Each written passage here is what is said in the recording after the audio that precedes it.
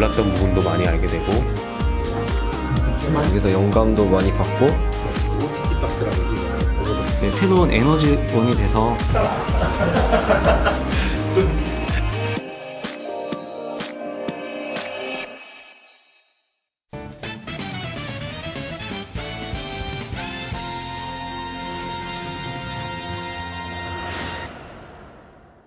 이 91년에 창업해서 지금까지 한 22년째인데 한 4번 정도 진짜 망할 위기가 있었더라고요.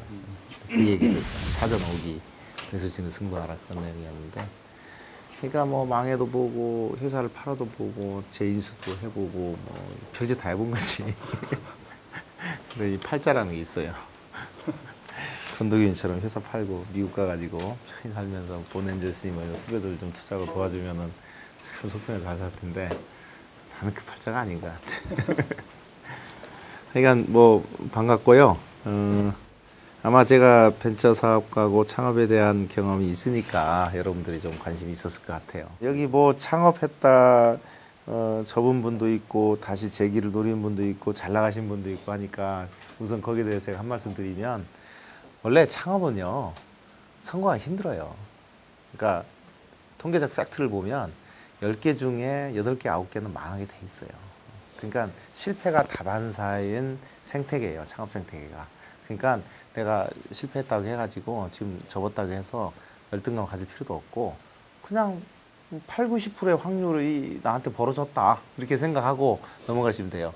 그러면 그 10개 중에 한두 개가 성공한다는 얘기인데, 그 한두 개 성공한 사람들도 한 방에 성공한 사람들은 거의 없어요. 한 평균 3번, 4번. 응? 뭐 실리콘밸리 2.8회라고 통계가 나와 있는데, 내가 볼 때 한국에서는 뭐 그보다 훨씬 더 많았어. 한 서너 번의 실패를 겪으면서 이제 성공이라는 걸 경험하게 되거든요. 그리고 이 성공이라는 것도 저는 뭐 저렇게 잘 나가는 걸 성공을 해낼 수 있고 돈 많이 버는 걸 성공을 해낼 수 있지만, 저는 성공을 어떻게 정해야 하냐면 살아있으면 성공한 거예요.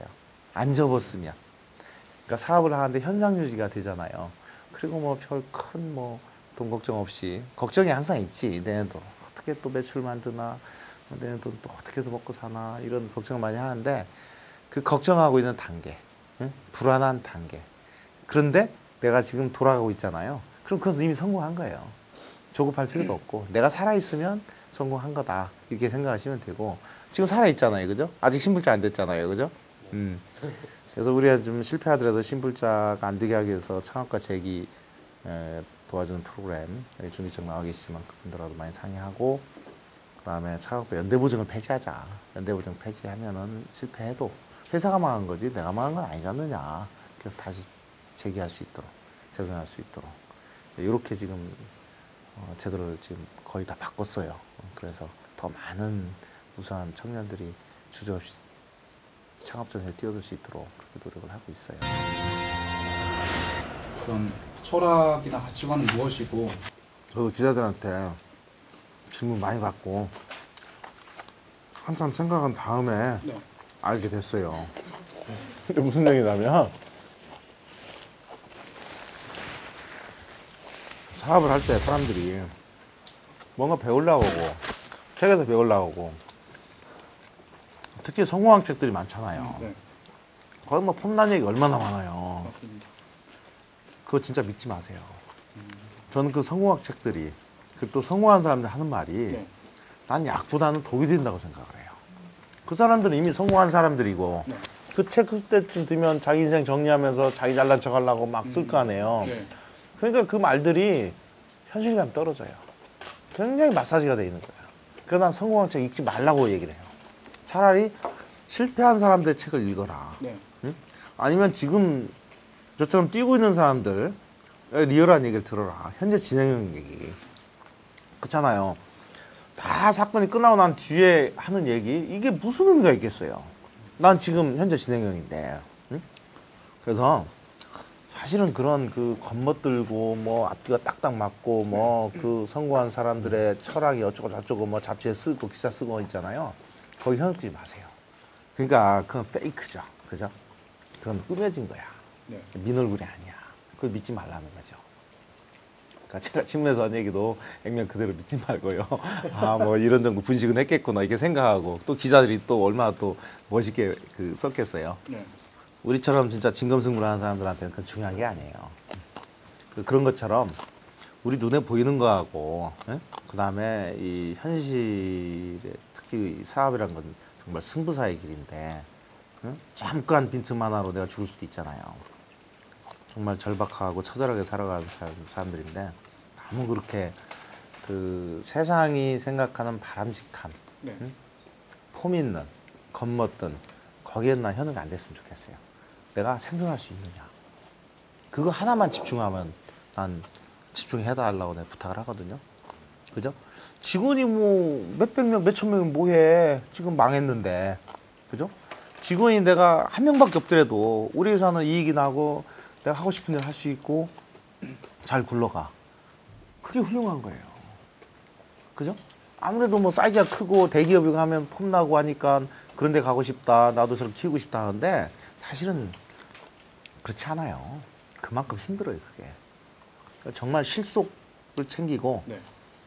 내가 살아있다는 걸로 정말 감사하고 모든 거는 내가 생존하기 위해서 고민하고 생각하고 저걸 해야 되지 나머지 것은 저는 신경 쓸 필요가 없다고 생각을 해요.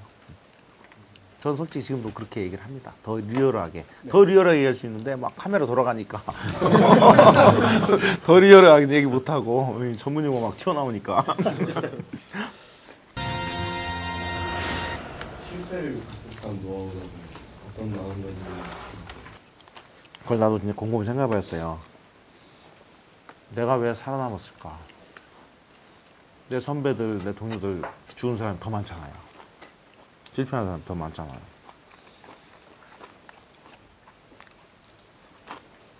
그 네 번의 위기만을 가지고 내가 요약을 해보면 첫 번째 IMF 금융이 왔을 때 얼마나 황당했겠어요. 하늘이 두 배 뛰어버렸어. 지금 몇백만 불 송금해야 되는데 두 배로 뛰어버렸어요. 어떻게 하겠어? 그거 날라가가지고 6개월만 유예해달라 하고 기다렸다 한 건데 정말 그때는 깜깜했어요. 그러니까 뭐 빚도 빚이지만 한국은 그때 돌다가 서버렸어요. 할 일이 없는 거야. 지구에 30명쯤 되는데 정말 막막했죠.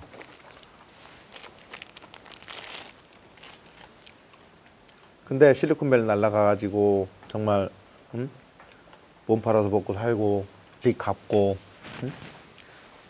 그때 느낀 게 정말 최선을 다하자. 그러니까 하늘이 무너져도 솟아날 구멍이 있다 그랬잖아요. 그게 맞는 것 같아요. 사람들이 그냥 책상에 앉아서 걱정만 하잖아. 어떻게 하지 하고. 근데 정말 현장에 나가서 노래라도 죽고 뭐 또 하고 하면은 보여요. 그때부터 길이. 그리고 이기는 기회다는 말이 맞는 게 실리콘밸리 가서 1년 동안 있으면서 아, 세상이 변한다는 걸 알게 됐잖아요. 인터넷에서 생각구나. 그래서 거기서 본 시스코라는 인터넷 장비, 이베이라는 뭐 플랫폼 사업 그걸 들고 와서 내가 한국에서 시작에 성공을 했잖아요. 그러니까 세상이 이렇게 다이나믹한 거라고. 정태적인 게 아니라는 거죠. 그러니까 부딪히고 극복하려고 최선을 다하고 그 수밖에 없다. 열심히 사는 것밖에 없다. 그러니까 최선을 다하는 수밖에 없다. 그게 내 첫 번째 IMF 때 내가 들었던 생각이고요. 지금도 똑같은 생각이에요. 두 번째 이제 2000년에 코스닥 성공하고 2001년에 버블 꺼지면서 난리가 났었잖아요. 그때 뭐 매출 꼬꾸라지고 주가는 폭락하고 그때 분식 회계들 많이 했어요. 감추는 거지 자기 치부를. 그랬던 회사들 다 나중에 2, 3년 뒤에 망했어요. 깜빵 간 사람들도 있고. 근데 저는 물론 이제 타고난 성격이 조금 내 돌직구 스타일이잖아요. 솔직히 담백하잖아요. 뭐 이 카메라 없으면 더 뭐 전문용어 튀어나오고 얘기할 텐데 그러니까 그것도 타고난 성격 성품 중에 하나지만 또 왜 남들 뭐 감추고 싶지 않았겠어. 주위에서도 그렇게 하자고 하는데. 근데 여러 가지 이유로 내가 결론 내린 게 이걸 인정하자. 인정하고 극복을 하자. 그리고 또 그럴 만한 여유가 있기도 했었고. 근데 그때 내가 그렇게 결단을 내렸기 때문에 제가 지금 살아있다고 생각을 해요. 그러니까 솔직하라는 거죠. 그러니까 정직만이 최선의 정책이라는 얘기 있잖아요.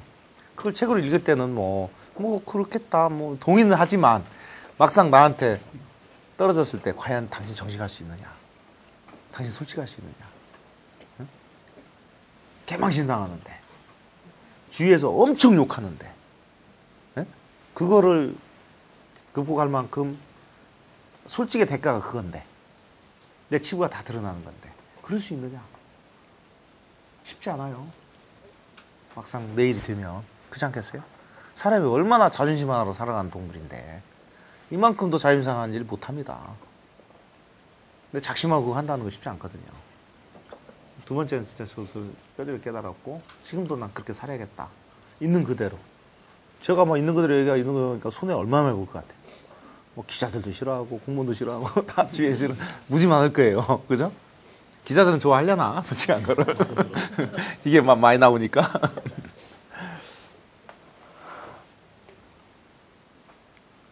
손해보는 거 많겠지만 그게 생존하는 데는 훨씬 더 득이 되더라.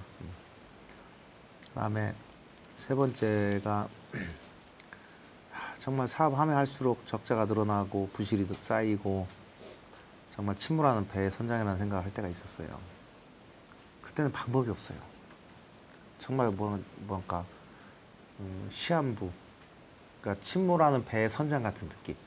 물이 쫙 차오르는데 이거 내려가서 구멍을 막을 수도 없고 그냥 시간이 흐르면 그냥 나는 저거 하는. 그때 이제 지멘스랑 글로벌 기업 러브콜이 와서 우리가 그래도 기술은 뛰어났고 신제품이 많이 있었으니까 같이 하자 했을 때 정말 한편으로는 내가 짱구를 굴릴 수도 있잖아요. 저것이 나를 사겠다고 그러네? 그러면 내가 침몰하는 배가 아닌 것처럼 잘 나가는 배인 것처럼 위장하고 뭐 협상을 잘할 수도 있잖아요. 근데 저는 그냥 다 던졌어요. 조이트 편지 만들지 말고 우리 1억 불만 투자하는데 회사 주겠다. 1억 불이면 뭐 비싸다고 생각할 수도 있지만 그때 그 규모에 생각하면 굉장히 싼 거죠. 그 사람들이 없는 기술을, 없는 제품을 얻는 거니까. 다 던졌어요. 그러니까 승부의 순간이 왔을 때 난 다 던졌어. 내가 지금 십몇 년을 키워온 기업인데 이거 던지기가 쉽겠어요? 근데 내가 이런 기회를 놓치면 죽는 저거잖아요. 근데 사람이 왜 화장실 갈 때 올 때마다 다르다고 하잖아요. 내가 많은 사람들 내가 많이 인터뷰도 하고 도와도 줘보고 했지만 특징이 하나 있어요. 그런 특징이 있어요. 화장실 갈 때가 올 때 마음 쉽게 바뀌는 사람들이야. 조금만 유리해지면 오만해지고 조금만 불리해지면은 비굴해지고 그걸 인간의 본성일 거야 아마 그게. 근데 그걸 너무나 많이 봤는데 적어도 내가 사업가라면 그러면 안 된다. 일관성이 있어야 된다. 그렇잖아요. 아까 내가 침몰하는 배의 선장이라고 그랬잖아요. 그러면 상황이 바뀌었더라도 난 여전히 침몰하는 배의 선장일 뿐이야. 그러면 내가 어떻게 이 배를 침몰하지 않게 하는 수단방을 가지 않고 그걸 거기다 올인을 해야 하는 거예요. 그죠? 진짜 다 던져라. 사심 없이. 마지막 이제 금융위기 때 내가 다 팔았잖아요. 그리고 이제 3년 기한 끝나면은 나도 한 몇백억 챙겨서 그 이니시스 콘도웨이처럼 캘리포니아 가서 탱자 잘 살 수 있는데 저도 처음엔 그게 내 팔자인 줄 알았어요. 아이 근데 이걸 다시 사가라네. 그것도 싸게 줄 테니까 그 회사가 어려워지니까 가지고 몇 달 고민하다가 결국은 샀는데 또 사자마자 2008년 리먼 사태가 터져가지고 2008년 9월에 나왔잖아요. 2008년에 8월에 사인했거든. 그것도 480억을 동원해가지고. 근데 한 달 뒤에 리먼 사태 터지네. 나 그때 죽는 줄 알았어요. 이게 내 마지막이구나. 2009년에 정말 고생 많이 했는데 2010년에 진짜 최고의 그 성장을 했어요. 그 위기를 넘기면서 그 판단하면서 정말 이 대세에 순응하는 거 그리고 내 계획도 있지만 어떤 그 주변 환경이나 남의 그 충고를 받아들이는 거 이런 것들이 정말 중요하다는 걸 했어요. 그래서 요즘에 이제 망하는 기업들 많잖아요. 살아남고 가도 또 망해요. 근데 그 망하는 그 CEO들의 특징을 보니까 고집이 센데 남의 말도 안 들어. 저 얼굴만 봐도 내 고집 세게 생겼잖아요. 네? 고집 세야 돼요. 고집이 있으니까 살아남고 뭔가 일가를 이루죠. 그죠? 근데 일괄 이루고 난 뒤에가 문제인데 그게 이제 성공에 덫이 되는 거죠. 그게. 고집이 센 사람은 남의 말을 들어야 돼. 100%. 내 원리 원칙을 손대는 게 아닌 이상. 내가 지금 이렇게 뼈에 새긴 얘기들을 하고 있잖아요. 이걸 뒤집는 그런 얘기가 아닌 이상. 예를 들면 너 저기 가서 횡령하고 배임하고 너 돈이나 챙겨라 뭐 이런 내 가치에 배치되는 그런 얘기가 아닌 이상에 내 원칙에 위배된 일이 아닌 이상에는 남의 말 들어야 돼요.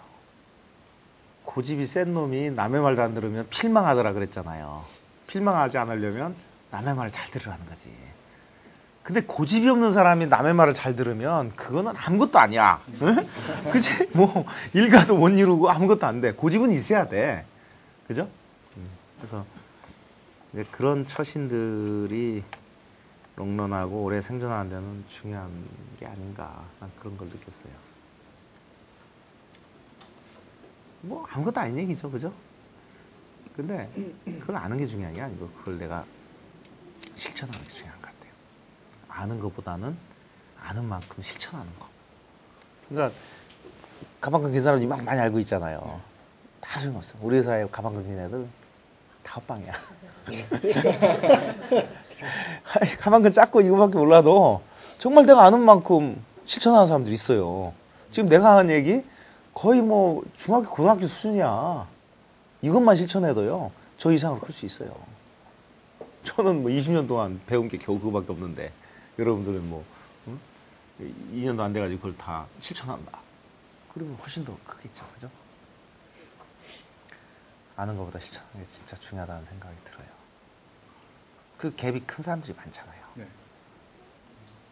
그 사람들 별별 일 없잖아요. 그죠? 진짜 사업하는 사람들은 그런 게 철저해야 돼요. 어떠한 이렇게 고생을 하시고 거기서 깨달음은 어떤 좀 그런 깨달음을 얻으셨는지. 중소기업은 열악하잖아요. 네. 그러니까 저만 해도 고급 인력이잖아요. 날 데려올 때부터 거짓말이야. 나 일 시킬 때도 순 뻥이야.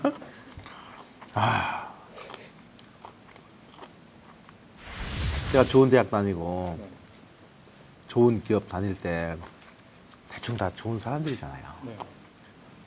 생존의 전선에 내몰린 사람은 아니잖아요. 그러니까 뭐 좀 뻥이 좀 심한 사람 가끔 있지만 남을 그렇게 움직이기 위해서 이용하기 위해서 거짓말할까지 5분 뒤면 거짓말 뽀록날 거짓말도 사장들이 해요.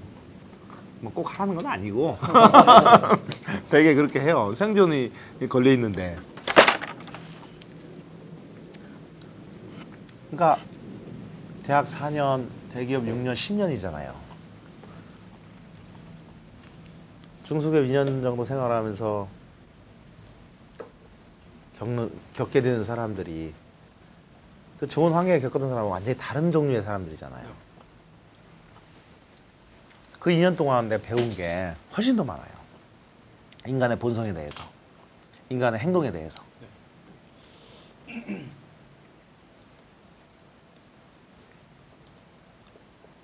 그러니까 뭐 저는 뭐 이제 진화론을 공부했고 생존 본능이 뭔지 번식 본능이 뭔지 이제 깨달음을 얻었으니까 막 더 심한 얘기도 할 수 있는데 예를 들자면 뭐 인간은 그냥 거짓말하는 원숭이다 이런 디파이 나는 그냥 스스럼 없이 해요. 생각해 보세요. 그 거짓말의 디파이 서로 다 다른 거지 인간은 정말 거짓말하는 원숭이에요. 입만 열면 거짓말이야. 그죠? 동의할 수도 있고 안 할 수도 있지만 그 10년 정도 내가 좋은 10년의 환경에서 이런 얘기를 나한테 충격일 거 아니에요. 응? 그냥 거짓말하면 안 돼. 착하게 살아야 돼. 이런 얘기만 듣다가 또 그렇게 살아도 문제없는 환경에서 살아오다가 이건 뭐 저 사람 내가 쓰려면 거짓말해야 되고 일하게 하려면 거짓말 시켜야 되고 이런 환경에서 한 2년 살아보면 야 이게 참 사람마다 거짓말이란 말에 대한 데피니션이 다르구나 이런 생각을 하게 돼요. 응? 그러니까 좀 스펙트럼이 크게 사람들을 접하게 되는 거죠. 그러니까 사실은 좋은 학교, 좋은 기업은 온실이에요. 그건 야생이 아니야. 그냥 온실 속에 내가 화초처럼 큰 거야. 난 그렇게 생각해요. 그러니까 뭐 정년 때까지 거기 온실 속에 크다가 뭐 퇴직한 다음에 사기 많이 나가잖아요. 나 같은 사람 사기 당할 것 같아요? 절대 안 당하지. 사기는 칠 수 있겠지. 그것도 능력이니까. 근데 그건 내 가치관, 철학이니까 사기치고 살진 않겠지. 근데 뭐 정말 그 가족이 다 굶어 죽는 지경이 되면 사기 칠 수도 있겠지. 그죠? 뭐 그런 거잖아요. 예? 그러니까 그게 폭이 다른 거지, 세상을 보는. 그리고 이런 스펙트럼이 쉽게 살았던 사람들이 이렇게 보면 이 친구가 빨간색인지 노란색인지 이렇게 보이지. 그냥 뭐 파란색 사람들만 어울려 살던 사람이 저 빨간색 저건 뭐야? 저 노란색 저건 뭐야? 뭐 이렇게 생각할 거 아니에요. 쟤는 왜 나하고 색깔이 다르지? 뭐 이렇게만 생각할 거 아니에요. 그리고 저런 색깔도 있나? 그리고 그 색깔이 뭔지도 모르고. 그래서 난 젊었을 때 이런 경험을 참 밑바닥까지 내려가서 하는 게 좋다고 보는 거예요. 그 절박함을 봐야 내가 세상을 이해할 수 있는 거지. 그리고 내가 사업을 하면서 순간순간 좋은 결정을 내릴 수 있는 거지. 응? 그죠? 사람들이 다 다르다 라고 제가 디파인 하잖아요. 그냥 자연스럽게 받아들입니까? 정말 당연히 다르다. 일말에 희망이 있지 않아요? 난 저 사람하고 그래도 같은 인간인데 같은 게 많이 있지 않겠어? 이렇게 생각할 수 있잖아요. 저는 동의하지 않아요. 생긴 것만 비슷해요. 머릿속에 든 거는요 너무 다릅니다. 안 부딪혀봐서 다른 걸 모르는 거예요. 부딪혀보세요. 친해지면 친해질수록 많은 시간을 보낼수록 돌아오는 거는 아 나는 이 인간하고 다르구나 이거예요. 그럼 왜 다를까? 그러니까 첫 번째 다르다는 걸 받아들일 준비를 해야 한다는 거고요. 다르다는 게 틀리다는 게 아니라는 거는 그냥 당연한 얘기고 우선 다르다는 걸 받아들여야 되고 왜 다를까? 한번 생각해 본 적 있어요? 왜 난 저 사람하고 생각이 다를까? 똑같은 걸 보고도 생각하는 게 다르고 느낌이 다르고 결정하는 것도 다르고 그죠? 왜 다를까? 그걸 저도 곰곰이 생각한 적 있는데 일단은 그 정보 격차 같아요. 머릿속에 든 게 다른 거야. 알고 있는 지식이 다른 거고 정보가 다른 거야. 그죠? 이게 제일 큰 것 같아요. 정보를 100 가진 사람하고 정보를 한 2-3개 가진 사람하고 어떻게 결정이 같겠어요? 어떻게 어떤 사물을 보고 느끼는 게 같겠어요? 다르다고. 그죠? 그게 제일 큰 것 같고 그러니까 무조건 나보다 정보가 더 많은 사람의 결정을 존중할 줄 알아야 돼요. 젊었을 때 절대 그렇게 안 하죠. 나도 그렇게 안 했고. 저 새끼들이 나쁜 놈이고. 내 생각은 틀린 저놈들이 나쁜 놈이지. 저 사람들이 나보다 훨씬 더 많이 살았고 정보도 많다는 거 인정 안 했지. 아버지도 인정 안 하던 시절인데 뭐.